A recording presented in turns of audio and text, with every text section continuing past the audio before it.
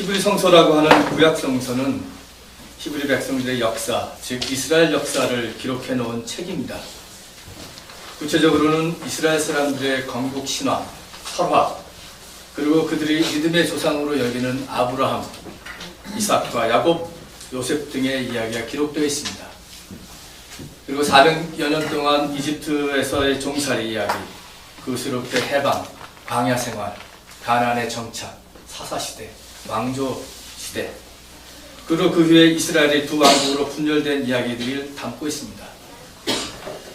강대국 아시리아와 바벨론의 포로 생활을 한 것들, 그리고 포로 생활 후 귀환되어서 예루살렘 성전을 건축하는 이야기 등의 역사가 기록되어 있습니다. 그러나 성서는 단순히 이런 역사를 인간의 역사로만 보지 않고 이와 같은 긴 역사 속에서 하나님께서 어떻게 그들을 인도하고 구원하셨는지를 보여주고 있습니다. 이런 하나님의 구원의 역사 속에, 이 이스라엘 역사 속에는 또한 민중의 고난과 좌절, 실패를 여김없이 담고 있습니다. 부끄러운 이야기까지도 거침없이 쓰고 있습니다. 이집트에 내려갔을 때 아브라함이 자기가 살고자 자기 아내를 누이라고 속인 아브라함의 시스 이야기도 기록되어 있습니다. 모세가 시내산에 올라가 10계명을 받는 순간에 이스라엘 백성들은 산 아래 동네에서 금송아지를 만들고 우상을 숭배했던, 그리고 그렇게 난리를 피웠던 이야기들도 구약성서는 여과없이 보도하고 있습니다. 그들은 하나님의 해방의 약속 대신에 우상을 만들고 숭배했던 것입니다. 오늘 우리 시대의 말로 번역하면 하나님이냐 만몬이 할 때 그들은 만몬을 선택하고 자본을 숭배했던 것입니다. 물이 없다고, 먹을 것이 없다고 불평불만하는 민중들의 그런 부끄러운 이야기를 구약성서는 다 여과없이 다루고 있습니다. 구테타를 일으키고 정권을 잡은 다윗, 그는 우리아의 아내를 빼앗은 철면피 같은 사람이었습니다. 수백 명의 이방 여인을 첩으로 들이고 허위호식하며 백성을 억압했던 솔로몬도 보여주고 있습니다. 성서의 위대함은 바로 여기에 있는 것입니다. 인간의 기쁨과 승리, 희망과 미래를 보여주지만 한편으로는 그 속에서 슬픔과 패배, 좌절과 실패를 그대로 보여주고 있습니다.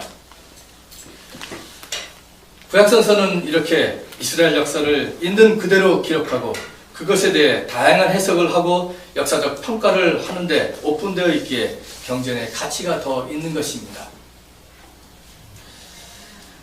요즘 우리 박근혜 정부가 역사 교과서를 국정 교과서로 만들겠다고 합니다. 저는 여러 가지 이야기가 여기에 담을 수 있지만 가장 위험스러운 것은 역사의 획일화입니다. 구약성서처럼 다양한 이야기가, 다양한 역사가 그대로 있는 대로 기록된 것이 아니라 집권자의 뜻에 맞게 한 가지 역사만 기록된다는 것입니다. 그것도 왜곡되게. 여기에 문제의 심각성이 있는 것입니다. 국정교과서는 역사의 획일성, 역사에 대한 왜곡, 그것만 남게 되는 것입니다. 검정교과서도 물론 정부의 가이드라인을 받은 책들입니다. 한번 읽어보고 얘기하는지, 제 얘기가 아닙니다. 신하진 얘기죠. 한 번이라도 역사책을 읽어보고 얘기하는지. 신하진이 광화문에서 1인 시위를 하는데 어떤 나이 먹은 할아버지가 와서 너희가 여기서 뭘 아느냐. 나는 6.25도 겪었다. 너희들 뭐 알길래 이렇게 하냐니까 하진이가 딱 한 말이, 그럼 우리가 배우는 역사 교과서를 한 번에 읽어보셨어요? 하니까 아무 말도 못하고 돌아갔다고 합니다.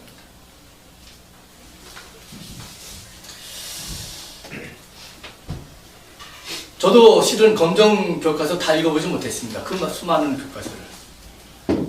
근데 시사인 10월 24일자 날짜를 보니까, 그 시사인 내용을 보니까 아주 잘 나와 있습니다. 여러분, 제가 가지고 있는데 보고 싶은 사람 제가 빌려드리겠습니다. 국정교과서와 검인교과서를 비교해서 언더라인을 쳤습니다. 뭐가 문제가 되는지. 근데 문제될 게 제가 볼 때는 하나도 없더라고요.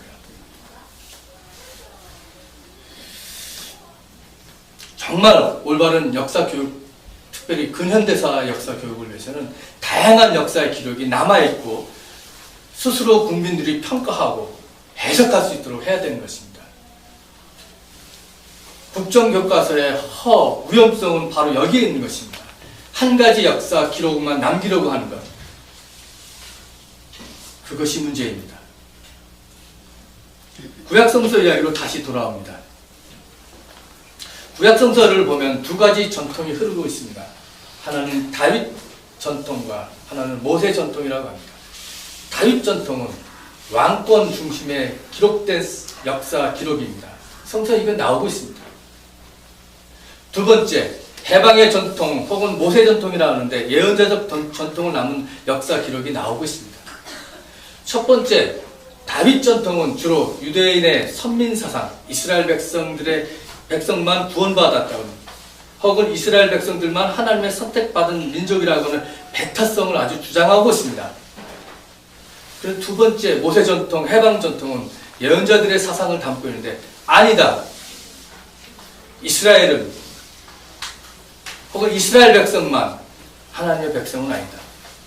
말을 바꾸면 하나님은 이스라엘의 하나님이지만 하나님은 이집트의 하나님도 될 수 있고 바벨로니아의 하나님도 될 수 있고 아시리아의 하나님도 될 수 있고 더욱이 우리를 해방한 페르시아의 고레스 왕도 하나님의 왕이다.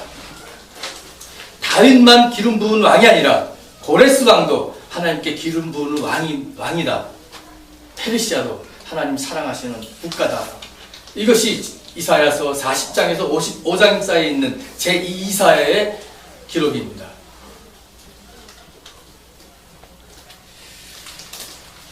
이렇게 이스라엘의 속좁은 선민사상, 유대 중심적인 배타주의를 거부하는 목소리들이 구약성서 안에 끊임없이 흐르고 있습니다. 그것이 오늘 읽은 룻기서입니다. 룻기서는 단편소설입니다. 룻기서와 요나서, 에스라서가 바로 여기에 포함됩니다. 단편소설이라고는 문학 형식을 띠고 이스라엘의 배타주의, 선민사상을 가감하게 해체시키는 문학 양식입니다. 짧은 스토리로 되어 있습니다. 그러나 이 룻기서를 통해서 온 인류를 포괄하여 구원하시는 하나님의 구원의 의지와 보편적 사랑을 담고 있습니다. 룻기서를 좀 보겠습니다. 룻기서는 누가 썼는지 언제 쓰였는지 알려지지 않고 있습니다. 다만 룻기서의 마지막을 보면 다윗 왕의 이름이 나오기 때문에 이 기록이 다윗 왕 치하에 기록되는 것이 아닌가 이렇게 추측하고 있습니다. 그러나 룻기서의 시대적 배경은 분명히 나오고 있습니다. 사사시대입니다. 그 배경이 이스라엘 백성이 광야 생활을 다 거치고 가나안에 정착했을 때 그때 사사시대였죠. 다윗과 솔로몬 그 왕 전의 시대 사사시대입니다. 그 사사시대를 배경으로 하고 있다는 것입니다. 룻기를 짧은 이야기지만 여러분은 다 알고 계실 테지만 혹시라도 너무 오래돼서 기억을 못하신 분이 있을까봐 제가 짧게 설명해 드리겠습니다. 이스라엘 유다 베들레헴에 흉작이 들었습니다. 그때 엘리멜렉이라고 하는 사람이 그의 아내 나오미와 두 아들을 데리고 모압 이방 지역으로 이주를 가게 됩니다. 소위 말하면 이주 노동자가 됩니다. 한국에도 이주 노동자가 많지 않습니까? 아시아에 특별히 가난한 나라에서 많은 이주 노동자들이 옵니다. 제일 많은 노동자들이 조선족이고 두 번째가 필리핀입니다. 필리핀뿐만 아니라 방글라데시, 인도, 인도네시아, 태국 수많은 나라에서 스리랑카, 네팔, 베트남, 캄보디아, 라오스 옵니다. 심지어 아프리카에서도 많이 오고 있습니다. 이 사람들은 왜 오냐? 자기 나라들이 가난했기 때문에 좀 돈을 벌고자 이 땅에 오는 거죠. 그렇기 때문에 나오미의 가정이 모압 지방으로 갔다라고 하는 것은 이미 사회적 경제적 처지를 설명해 준 겁니다. 가난한 가정입니다. 그래도 그나마 먹을 것이 있는 사람들은 이스라엘 살았을 것입니다. 아무리 흉년이들 중에 가장 피해를 입은 사람들이 가난한 사람들이었습니다. 그렇기 때문에 이 엘리멜렉과 나오미는 가난한 가정이라는 것을 우리는 이 이야기를 통해서 먼저 이렇게 딱 알 수 있습니다.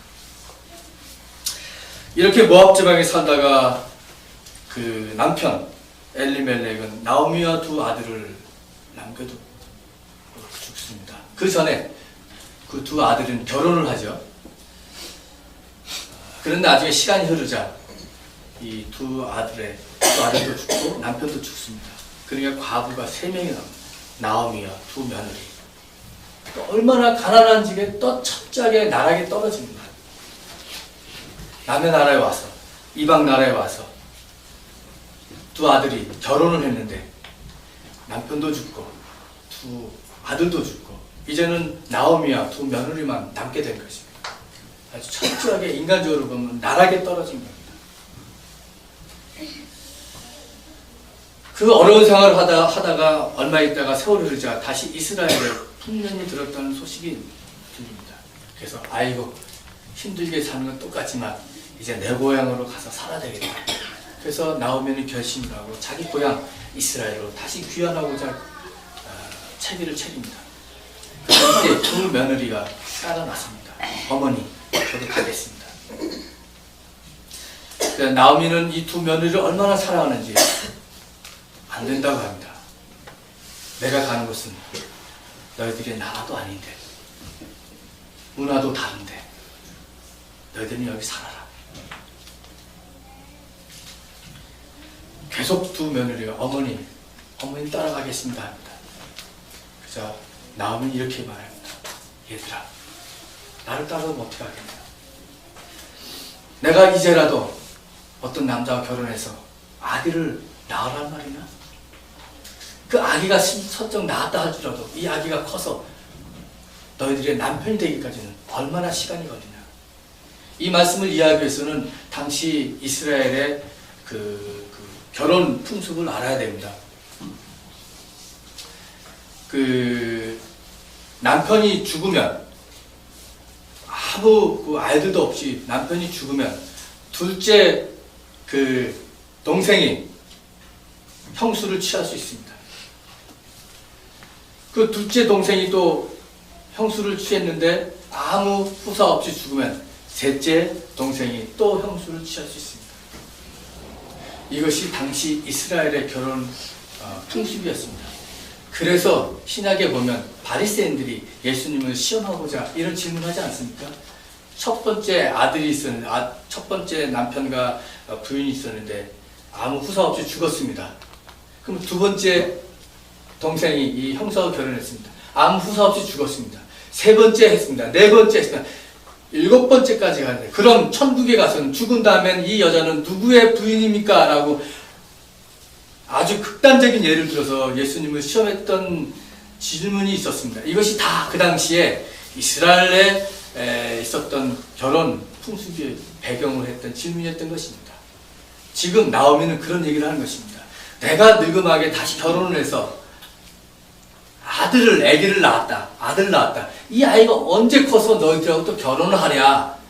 나는 이미 아웃 끝이니까 너희들은 다시 부모에게 돌아가든지 너희들이 사는 친족에 돌아가든지 모압 지방 여기 남아라. 나는 가겠다. 이렇게 얘기합니다. 첫 번째 며느리는 돌아가죠. 저는 첫 번째 며느리 돌아갔다고 탓할 생각 아무것도 없습니다. 두 번째 며느리가 이렇게 말합니다. 어머니, 그래도 어머니 따라가겠습니다. 어머니의 결례가 나의 결례요. 어머니의 하나님이 나의 하나님입니다. 그 말을 듣자 더 이상 나오미는 설득하지 않고 그 룻을 데리고 둘째 며느리 룻을 데리고 자기 고향 땅으로 돌아갑니다. 근데 고향 땅에 돌아와서 이들이 좀 더 생활이 나아진 것은 하나도 없었습니다. 룻이 어머니, 시어머니와 함께 생계를 연명하기 위해서 무슨 일을 했습니까? 예? 무슨 일을 했어요? 밭에 나가서 남의 일을 하는데 그 이삭을 주었습니다. 구약에는 밭에 일을 할 때 가난한 사람들, 나그네들, 고아들, 과부들을 위해서 일부러 이삭을 놨다고 합니다. 그래서 가난한 사람들이 일을 못하지만 거기 따라가면서 그것을 좀 주어서 양식으로 삼았습니다. 그래서 룻이 아무 직업도 없고 기술도 없고 두 과부가 이스라엘에 와서 했던 것은 바로 룻이 며느리가 남의 밭에 가서 그 종들이 조금씩 놓는 것을 주워 먹어서 그것으로 먹었던 것입니다. 어떻게 보면 룻은 이방인 여인, 모압 여인 룻은 이스라엘의 종보다 더 못한 신분이요 그런 처지에 있었던 것을 우리는 알 수 있습니다.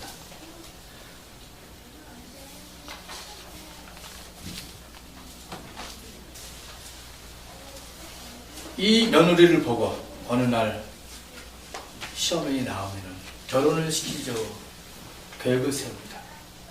자기 친족 중에 좀 재력이 있는 보아스라고 하는 사람인데 저 남자하고 결혼을 시켜야 되겠다. 그 당시에 관습에 있어도 그 두 번째 아들, 세 번째 아들뿐만 아니라 그 친족 중에 재산이 있는 사람은 가난한 자기의 친족을 돌봐야 될 의무가 있었습니다. 그래서 나오미는 보아스를 찍었습니다. 아, 저 사람이야말로 우리 친족 중에 한 사람인데 우리 룻과 결혼해서 우리 가족을 먹여 살리고 가족을 돌봐야 할 사람이다. 그래서 보아스를 마음에 두고 이렇게 계략을 꾸밉니다. 그리고 나중에는 결국 룻은 보아스와 결혼을 하고 아들을 낳고 다윗의 증조 할머니가 됩니다. 이 간단한 줄거리를 가지고 있는 이런 문학 양식으로서의 단편 소설인 이것은 거의 완벽한 구조를 가지고 있고 전달하려는 메시지도 분명하며 아주 파격적입니다. 독자들로 하여금 기쁨과 감동을 주고 있는데 우리는 이 이야기를 통해서 몇 가지 교훈을 얻을 수 있습니다. 첫 번째, 여성들의 주체적이고 당당한 모습을 우리는 여기서 볼 수 있습니다. 대부분의 역사 이야기가 그렇듯이 인류의 역사는 힘을 가진 사람들, 가진 자 중심으로 기록되어 있습니다. 그래서 주로 왕이나 제후 등 권력자들의 이야기가 중심입니다. 그러나 이 성서 이야기 속에서 우리는 한 여인들의 이야기를 볼 수 있습니다. 성서뿐만 아니라 세계 역사책들이 거의 다 권력은 잡아 기록한 사람들이 남자였는데 오늘의 이 목소리를 들을 때는 여인들의 목소리를 이 역사 속에서 볼 수 있다는 것이죠. 남성 중심적인 역사 기술 그런 성서 이야기 속에서 나오미와 룻의 이야기는 역사의 주체로 서는 여성의 이야기입니다. 나오미와 두 며느리는 모압 지방에서 남편 없이 남자 없이 가난하게 살았습니다. 한 가족의 생계를 이어나가는 남자들의 죽음은 경제적 그리고 노동력의 상실로 이어져 이 여인들이 가난하게 살아갔던 것을 분명하게 보여주고 있습니다. 경제적인 어려움뿐만 아니라 이 세 과부를 향한 남자들의 시선은 가부장적 사회 제도화에서 여성의 성차별 또한 생각할 수 있습니다. 언어도 다르고 사는 문화도 다르고 종교도 다른 이국 땅에서의 나오미의 생활은 아주 철저한 상실이었던 것이었습니다. 제가 아까도 우리 한국에 와 있는 외국인 이주 노동자를 삶을 얘기했는데 외국인 노동자들 중에서 여성 노동자들은 더 뭐랄까요, 이게 더 심한 그 부담감을 가지고 있습니다. 성적인 차별 그리고 성폭행의 위협 앞에 늘 있습니다. 제가 경기도 지역의 한 공장에서 일하는 필리핀 여성 노동자하고 잠시 대화를 나눈 적이 있어요. 한 저녁에. 그 사람이 살던 그 집은 컨테이너입니다. 집도 아니고 컨테이너. 공장 앞에 조그마한 컨테이너를 공장이 사장이 만들어서 거기서 생활하고 있었습니다. 교대 근무를 끝나면 여기 가서 자고 또 공장에서 일하고. 필리핀 여성 노동자가 저에게 얘기했습니다. 우리 공장 사장님 아주 좋아요. 전기도 이렇게 해주고 겨울에 따뜻하게 하라고 담요하고 전기도 들어오고. 물론 거기 보니까 화장실이 없어요. 제가 볼 때. 그래서 화장실 어떻게 합니까? 샤워실도 없고 방만입니다. 밤에 그 추운 겨울에 공장에 갔다 오는 거예요. 화장실 가려고. 여자가 혼자.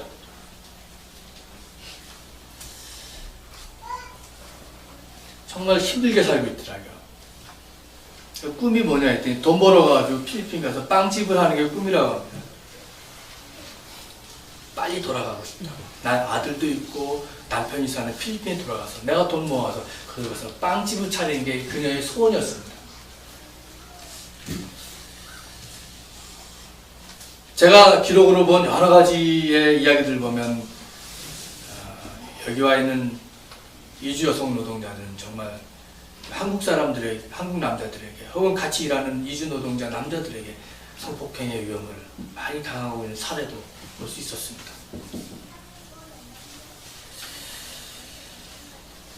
나오미와 룻, 모압 지방에서도 마찬가지지만 이스라엘에 와서도 마찬가지. 가난하게 살던 두 여인, 사회적, 경제적, 그리고 성적 차별과 위험 속에 이렇게 살고 있었다는 것입니다. 두 번째, 여기서 우리는 나오미와 룻의 관계를 볼 수 있습니다. 나오미와 룻은 이스라엘로 돌아가면서 이제는 단순한 시어머니와 며느리의 관계가 아니었습니다. 룻이라고 하는 이름의 뜻이 친구 혹은 동료라고 하는 뜻입니다. 이 룻이라고 하는 이름이 상징하듯이 이제는 나오미와 룻은 친구요 동료가 되었던 것입니다. 그래서 그 모진 어려움과 고통을 이겨나가는 여성들의 힘과 우정을 상징하는 그런 관계로 되었습니다. 아니 이 친구와 동료의 관계는 이미 모압 지방에서부터 싹 텄을 것입니다. 이스라엘로 돌아온 후 며느리 룻은 시어머니의 생계를 위해서 그의 동료의 관계, 친구의 관계를 여김없이 발휘합니다. 남의 집 밭에 가서 이삭을 주워다가 어머니께 공양을 하고 같이 생존을 이어가는 것입니다. 그러나 나오미는 룻을 자기의 친족 가운데 재력 있는 보아스에게 시집을 보내려고 계획을 세웁니다. 왜 나오미는 이곳에까지 자기를 믿고 따라온 룻을 시집을 보내려고 왔습니다. 자기를 믿고 이곳까지 따라온 이방 여인, 그 불쌍한 그 며느리를 시집을 보내려고 갔을까? 수요성서 연구 모임에서는 이런 의견들이 나왔습니다. 우리가 수요성서 연구에는 매주 우리가 주일날 보는 성서를 같이 미리 읽고 묵상하고 같이 말씀을 나눕니다. 그때 이런 질문, 왜 나오미는 룻을 시집을 보냈을까 하는 질문에 이런 얘기들이 다양하게 나왔습니다. 첫째, 젊고 아름다운 룻이 혼자 있는 것이 마음이 애처로워서 보내고 싶었을 것이다. 아무리 시어머니의 고향 이스라엘이라고 하지만 이스라엘은 그래도 이방 여인에게는 또 이방 나라였다. 여자 힘으로 살기 어려웠을 것이다. 그래서 젊은 며느리를 시집 보내려고 했을 것이다. 이야기는 현실성이 없다. 이런 얘기도 나왔습니다. 또 하나님의 섭리였다. 이런 말도 나왔습니다. 아무튼 여기서 우리는 며느리를 향한 시어머니의 사랑을 엿볼 수 있습니다. 고난과 역경 속에서도 끝까지 함께하는 가족의 사랑을 느낄 수 있습니다. 가족은 하나님의 사랑을 느낄 수 있는 최소 단위이고 또 하나님의 사랑을 나누는 훈련의 장소입니다. 내가 이렇게 내 자식을 이처럼 사랑하는데 하나님은 우리를 얼마나 사랑하실까? 내가 자식을 위해 목숨까지도 주고 싶은데 하나님께서 독생자 예수를 이 세상의 구원을 위해 이런 마음으로 주신 것일까? 우리는 가정에서 이렇게 하나님을 체험하는, 하나님의 사랑을 체험하는 장소가 될 수 있습니다.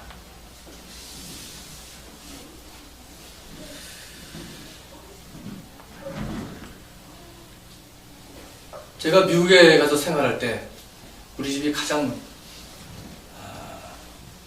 서로 협력하고 의지하고 그랬던 시절이었던 것 같습니다. 저희 집사람하고도 정말 가까웠던 시기가 바로 미국 생활이었습니다. 그것은 저희가 돈이 많아서 어디서 매달 들어오는 돈이 많이 있어서 감사해서 그런 것이 아니라 돈이 없어서 남의 나라까지 와서 일해야 되고 빠듯하게 생활, 한 달에 달달이 아파트 렌트비를 어떻게 낼 것인가, 그런 생활 속에서 아이들이 공부하면서 일하면서 너무너무 어려우니까 부부가 가까워지더라고요. 그래서 저희 집사람이 한 번은 그래요. 우리 교회 중에 부부 사이가 어려우면 외국 보냈으면 좋겠다. 철저하게 한번 어려움을 겪어야 부부가 같이 기도하고, 부부가 귀한지 가정이 귀한지, 신앙적으로 하나님밖에 의지할 수밖에 없더라고요. 부부간의 사이가 좀 안 좋아지려면 과감하게 필리핀, 미국으로 그냥 떠나세요. 정말 부부가, 가정이 어떻게 소중한지를 느끼실까. 돈이 많은 경우에 아이들이 삐뚤어지는 경우를 많이 봤습니다. 집에서 뭐 돈을 많이 보내주니까 술 먹고 마약하고 여자친구 만나고 맨날 신문에 나는 것이 사고 나는 돈 많은 집 가정 이혼하고, 철저하게 바닥으로 내려가면서 철저하게 고난 속에서 어려움에 처하면 부부가 가까워지고 자식이 귀한지 압니다. 가정이 소중한지 압니다. 나오미와 룻은 철저하게 이방 나라에서 남의 집 밭에 이삭을 주워 먹으면서, 그래서 나오미의 사랑과 룻의 순종이 맑고 빛나게 됐던 것입니다. 그리고 결국은 하나님의 역사를 일어나가는, 하나님의 구원의 역사를 일어나가는 가정이 됐던 것이죠. 아무 토도 달지 않고 시어머니의 말에 순종했던 룻은 아마도 시어머니가 굉장히 좋았을 것입니다. 모압 지방에서부터 시어머니를 좋아했고 신뢰했기 때문에 처음부터 애당초 따라 나섰고, 어머니가 지금 하시는 말씀, 즉 보아스와 결혼하라는 말에 순종했던 것입니다. 이런 룻을 보면서 어쩌면 룻의 순종은 이미 나오미의 신실한 행태와 믿음이 먼저 있었고, 그런 나오미가 룻을 만들었을 것입니다. 결국 순종은 단순히 상대방의 말에 복종한 것이 아니라 그 순종해야 하는 대상을 신뢰하고 그것으로 들어가는 것을 의미합니다.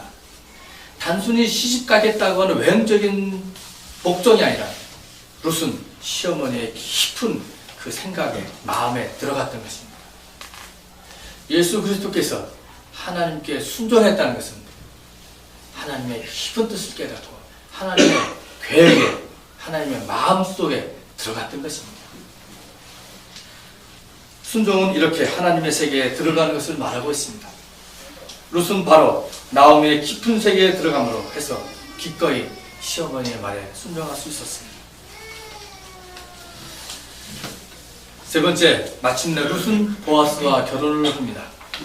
그리고 룻과 새 남편 보아스의 관계도 이제는 단순히 친족 관계나 남편과 아내의 관계가 아니라 새로운 친구와 동반자의 관계가 되어서 이스라엘의 역사를 이어가는 한 페이지를 장식합니다. 당시 사회는 남편과 아내의 관계가 주인과 종의 관계였으면 생각해보면 친구와 동반자의 관계가 된다는 것은 룻기서가 주는 매우 귀한 교훈입니다. 그렇기 때문에 룻기서는 매우 여성 해방적인 저항 문학입니다. 오늘 읽은 본문 룻기서의 마지막 부분에 나오는 남성들과 여성들의 시각을 보면 더욱더 그것을 분명하게 알 수 있습니다. 룻을 맞이하는 보아스, 그것을 축하하는 그 마을의 원로들의 말을 보면 그들의 관심은 보아스의 집안과 가문, 혈통을 읽는 데 있습니다. 이어가는 데 있습니다. 4장 12절 말씀입니다. 주님께서 그 젊은 부인을 통하여 그대에게 자손을 주셔서 그대의 집안이 다말과 유다 사이에서 태어난 아들 베레스의 집안처럼 되게 하시기를 바랍니다. 이 남자들 원로들의 관심은 주로 혈통, 가문을 잇는 데 있었습니다. 조금 뒤에 보면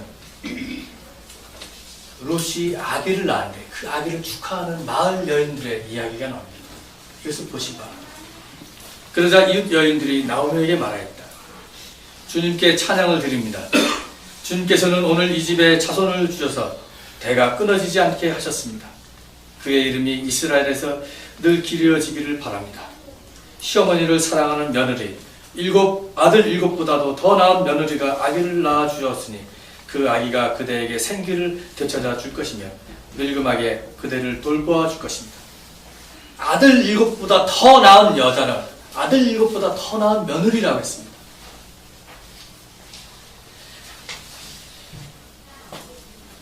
소위 말하면 역사책은 이래야 됩니다.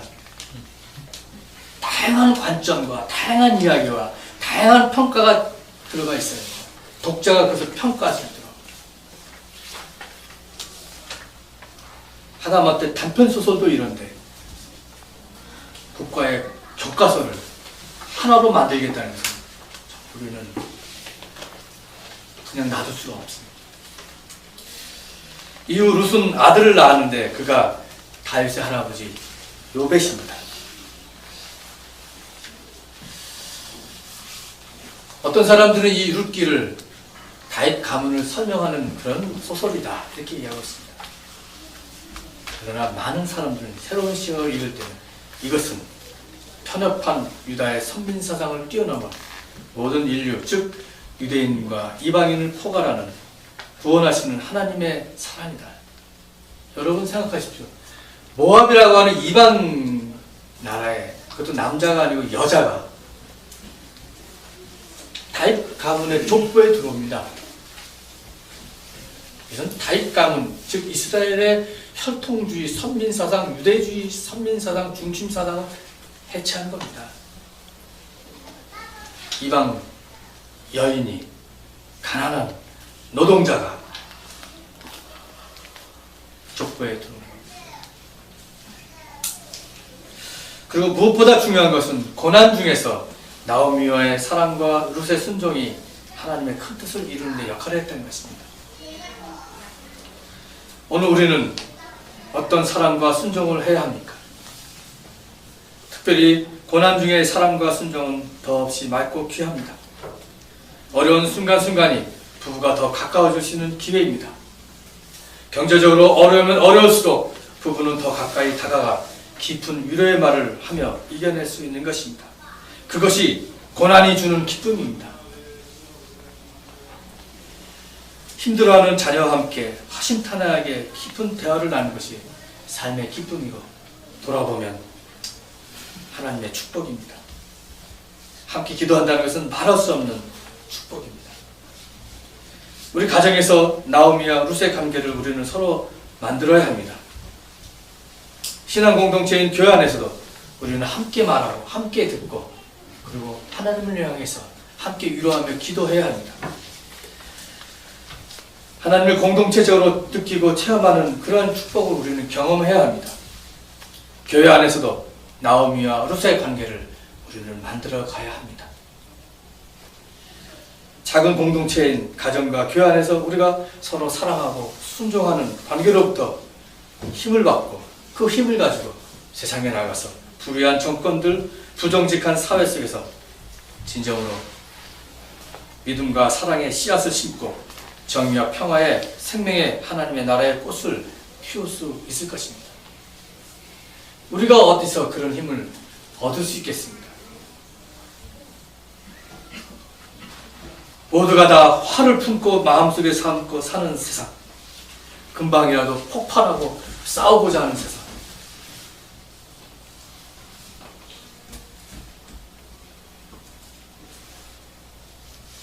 이러한 세상 속에서 우리가 정의를 실천하고 평화를 실천하는 것은 바로 나오미의 사랑과 룻의 순종에서 나오는 힘으로 우리는 이길 수 있다고 생각합니다. 인간의 정을 나누기 힘든 이 자본주의 척박한 세상 속에서 노동자의 권리 또 찾기 힘든 이 세상 속에서 우리는 정말 사랑과 순종이라고 하는 미덕을 가지고 정의와 저항과